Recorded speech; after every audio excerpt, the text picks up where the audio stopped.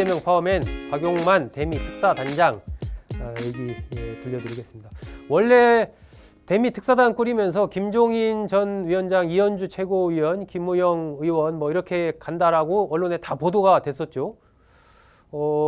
그런데 이게 이제 바뀌었습니다. 그래서 박용만 단장, 또 한준호 최고위원, 김무영 의원 이렇게 해서 김종인 전 위원장과 이현주 최고위원 대신 박용만 단장과 한준호 최고가 하는 걸로 그렇게 바뀌었죠. 이게 뭐 사실 좀 이례적인 일이긴 합니다. 어느 정도 정해진 상태에서 바뀐 것은 이제 그런 좀 내부에서 김종인 전 위원장에 대한 여러 가지 문제제기 이런 게 좀 이루어졌던 것 같습니다. 그런 부분들이 이제 다시 좀 바뀌게 된 그러한 이유입니다.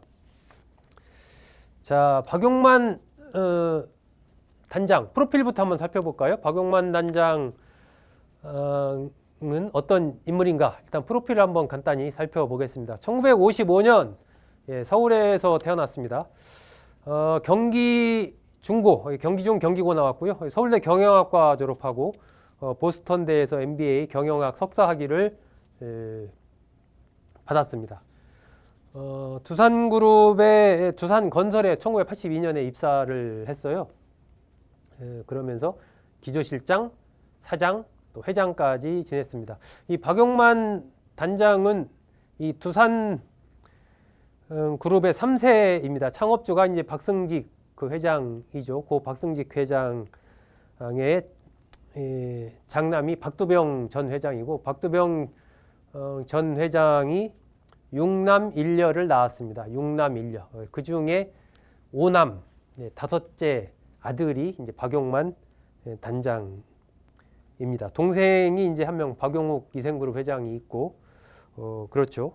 그렇게 해서 위에 형들이 이제 박용곤, 박용호, 박용선, 박용형, 박용현 이렇게 전부 다 두산그룹 회장을 다 지냈죠. 두산은 형제가 돌아가면서 회장을 맡았습니다.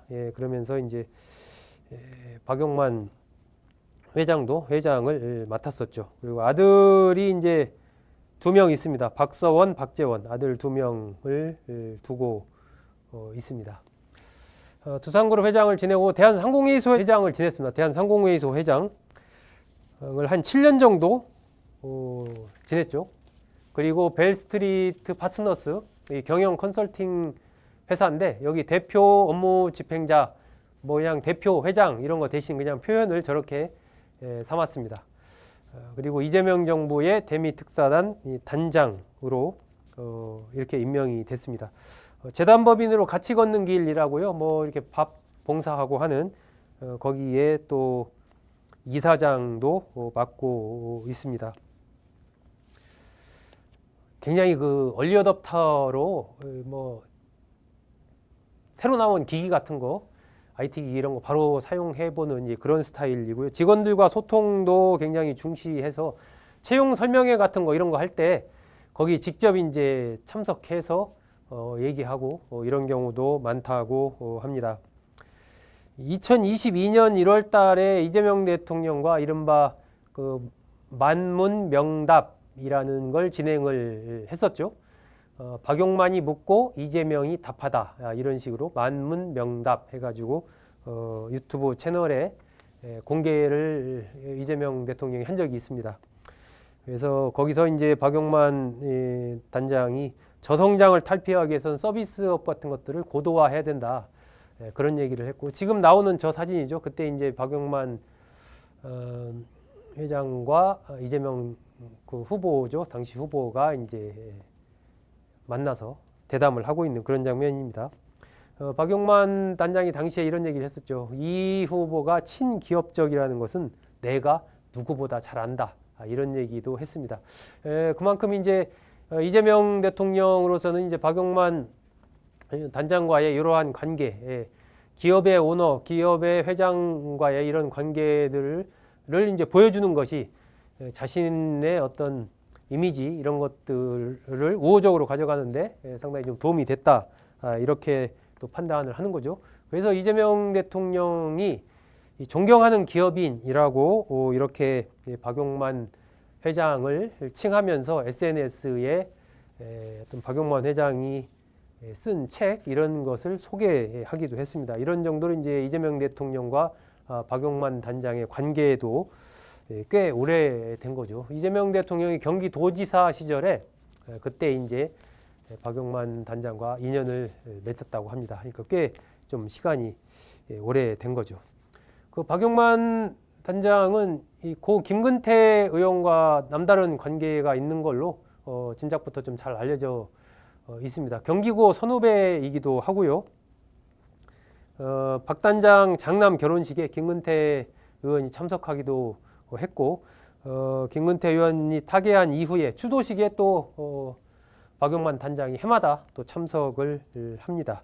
그런 정도로 좀 가까운 관계이고, 이재명 대통령과는 이제 경기지사일 때부터 그런 연락을 주고 받아온 그런 관계이고, 그때 이제 두산그룹의 분당구 정자동 거기 용도 변경을 해주죠. 그러면서 이제 업무 시설이 들어올 수 있게 해줘서 거기다 두산그룹이 신사옥 한 7개 정도 건물을 업무 협약식도 맺고 뭐 이렇게 하면서 그걸 이제 하나의 친기업 실용 행보의 성과 이런 걸로 이재명 대통령이 얘기하기도 했습니다.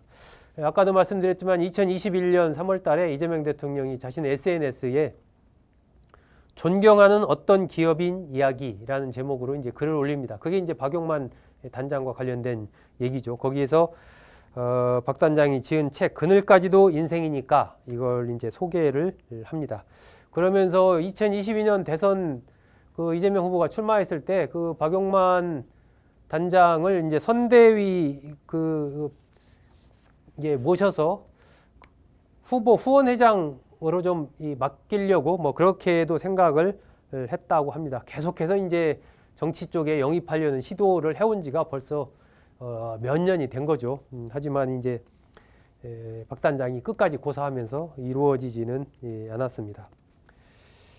그런 관계가 있을 정도로 계속해서 이제 이 박용만 단장을 정치권 내에 영입하려고 그렇게 노력을 해왔습니다. 문재인 정부 말에는 국무총리 후보로 거론됐었고 이번에 이제 김민석 국무총리가 되기 전에 대선에서 승리한 이후에 언론의 하마평이 국무총리 관련해서 나왔을 때도 박용만 단장이 국무총리 후보군으로 이름이 올랐었죠. 과거에 뭐 이재명 후보가 추진했던 국민통합 추진이 관련해서도 또 하마평이 오르내렸고 이런 식으로 뭐 국무총리, 경제부총리, 보궐선거 또 뭐 서울시장 후보 하여튼 큰 어떤 게 있을 때마다 거론되어 왔던 후보가 이 박용만 단장입니다. 네, 그래서 내년 서울시장과 관련해서도 하나의 이제 그 가능성 있는 후보군으로 거론할 만한 그런 상황인 거죠. 박용만 단장은 정치 쪽이랑은 계속해서 선을 그어 왔습니다. 기업인으로서 효율성과 생산성에 집중하는 쪽으로 내 머리가 굳어졌다. 효율성, 생산성 이쪽으로 나는 굳어졌고 정치는 효율성만 생각하면 안 되는 그런 영역이라는 걸 안다. 그래서 정치는 내가 할 수 있는 일이 아니다. 이렇게 하면서 계속 그동안에 이렇게 거절을 해왔습니다. 과연 앞으로도 이 흐름이 유지가 될지 아니면 내년 서울시장 선거 등 아니면 또 다른 어떤 정치 관련해서 이재명 대통령이 아마 이번 특사단장을 맡긴 것에서 보듯 또 다른 어떤 역할 이런 것들을 부탁할 수도 있을 것 같은데 과연 그 상황에서도 이 박용만 단장이 계속해서 거절을 할지 아니면 현실 어떤 행정이나 이런 정치에 뛰어드는 그런 선택을 할지는 좀 지켜볼 필요가 있습니다. 네, 이재명 파워맨 박용만 대미 특사단장은 어떤 인물인지 오늘 말씀드렸습니다.